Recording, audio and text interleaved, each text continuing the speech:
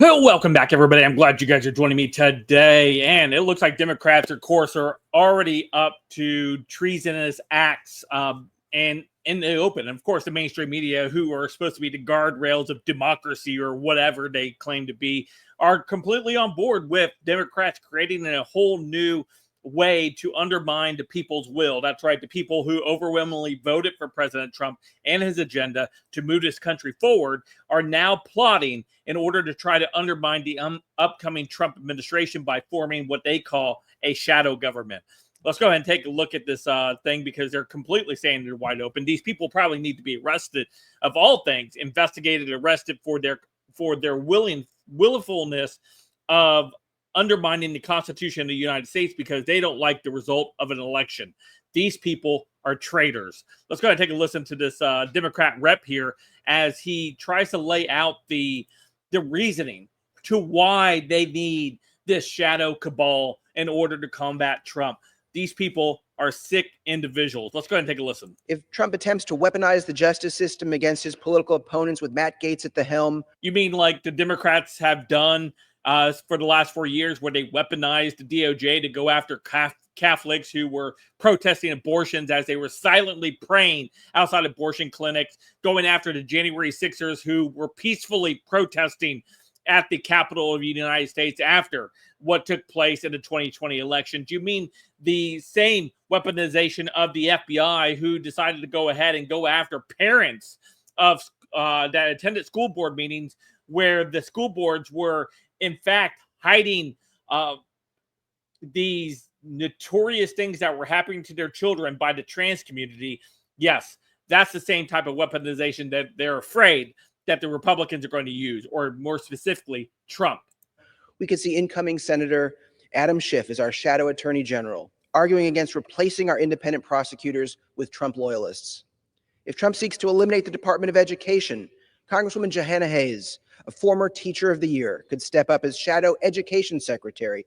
You realize the Department of Education, ever since the creation of it, we have all of the metrics that we've been measured on.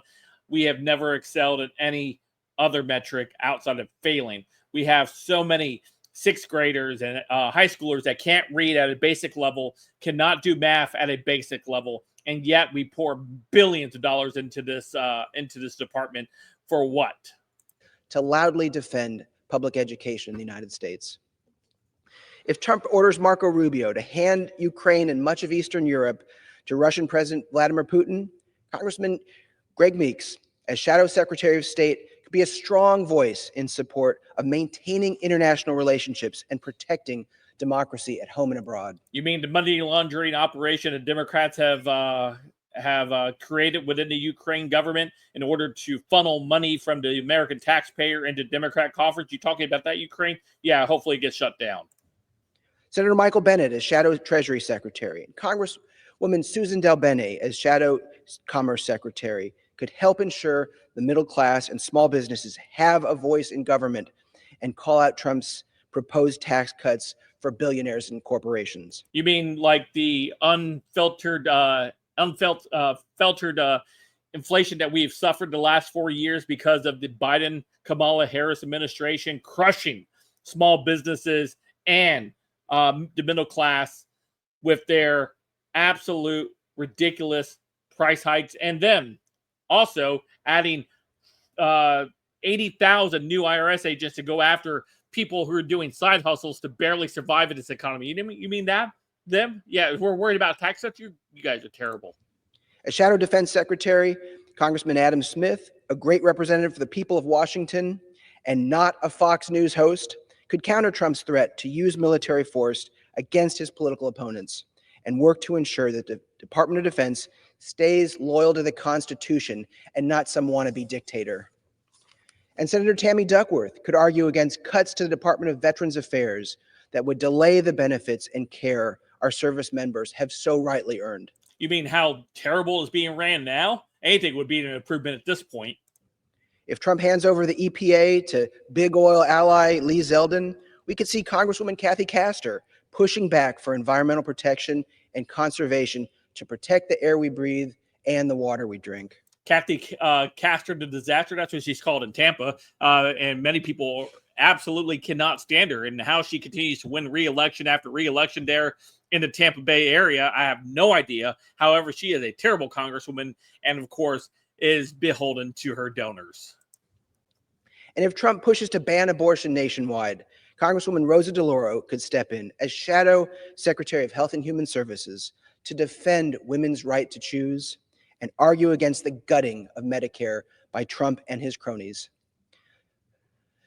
It would be based if Trump would actually do that, but Trump has already been on record saying he will not pass an abortion ban. I wish he would. That would be amazing. That would be his long-lasting legacy of protecting human life here in the United States and stopping the extermination of babies that the Democrats have been hell-bent on doing ever since the creation of Roe v. Wade. Mr. Speaker, new times require new solutions. The shadow cabinet isn't just about opposing extreme MAGA attacks on our government. It's also about making clear what we stand for, not just what we're against. The screeches you hear from Democrats and from the media and from their allies within social media is quite hilarious, that they're screeching because big government is going to be trimmed. Big government is going to be cuts from the inside of government, which needs to be taken, right? Because big government has become an issue to where they can come in and just we have so much redundancy within government. Yeah, it could stand to be shed a little bit more. We spend so much money on these unelected bureaucrats who believe they run the country from within. It's not the president who runs it. According to them, it's them. They are the ones who will sit there and dictate the government. That's not how it's supposed to be laid out. The people of this country has voted for Donald Trump, has voted for his agenda, and are looking for him to execute that agenda. And these Democrat congressmen and senators who are willing to form a shadow government in order to go against Trump, yeah, they need to be investigated, and they need to be arrested and held to account. Anyway, let me know what you guys think in the comments down below. Of course, you guys follow me on all my social media, all linked in the description down below. Don't forget to hit that like and subscribe button. And until next time, I will see you guys later. Have a great day.